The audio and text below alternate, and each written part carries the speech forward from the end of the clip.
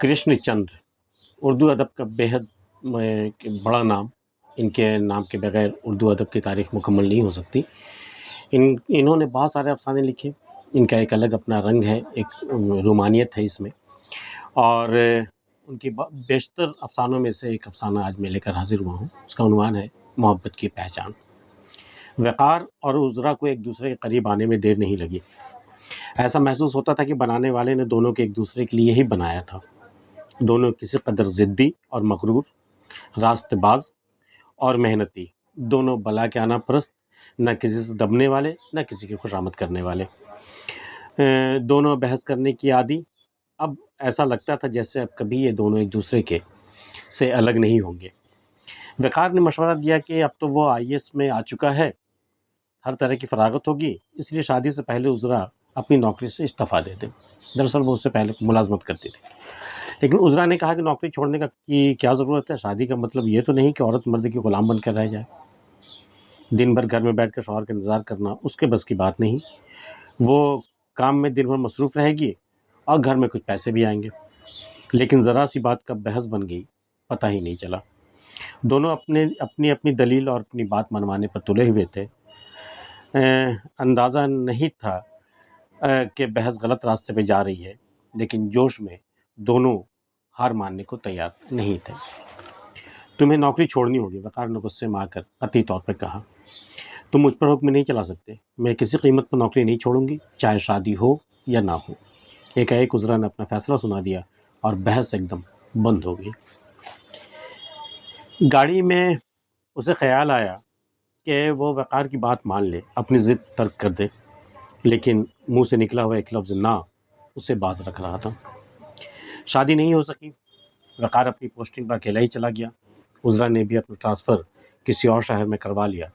کئی سال بیت گئے. عذرا چاہتی تو اس سے شادی کے خواہش مند مردوں کی کمی نہیں تھی.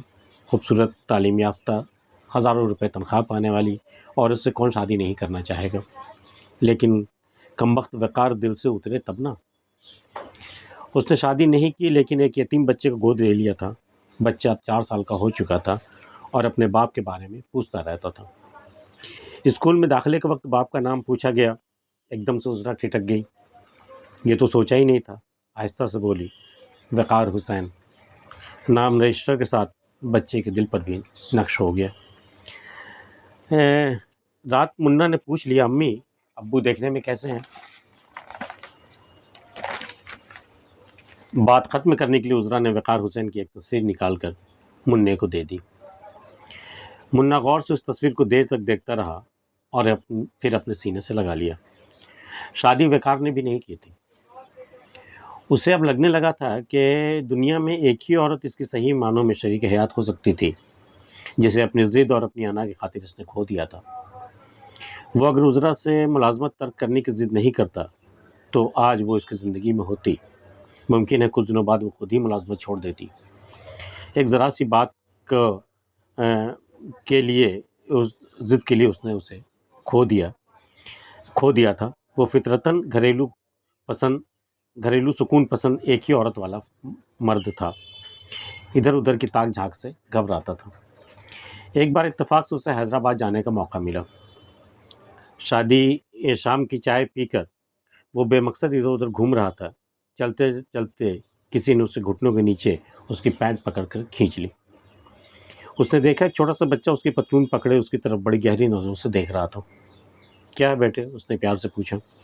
آپ کا نام وقار حسین ہے؟ ہاں. اس نے اس بات میں سر ہلایا. لیکن تم کون ہو اور میرا نام کیسے جانتے ہو؟ ہمارے گھر میں آپ کی تصویر لگی ہوئی ہے. میں ہمیشہ اسے دیکھتا رہتا ہوں. میری تصویر تمہارے گھر میں؟ اس کی تو ابھی شادی بھی نہیں ہوئی تھی اور نہ ہی اس شہر میں کوئی اس کو جانتا تھا. پھر اس کی تصویر؟